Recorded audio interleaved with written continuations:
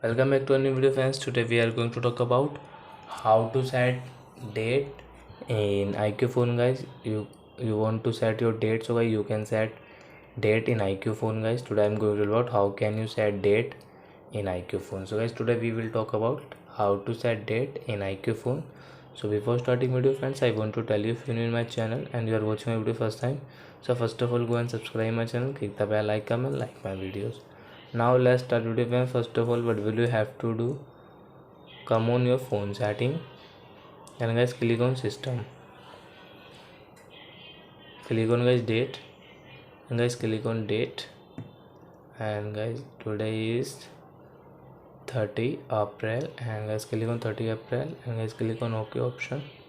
So now you can see date has set it 30 April.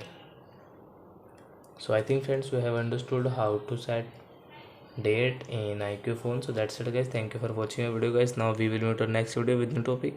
Before, guys, please go and like my video, subscribe my channel. Bye bye, friends.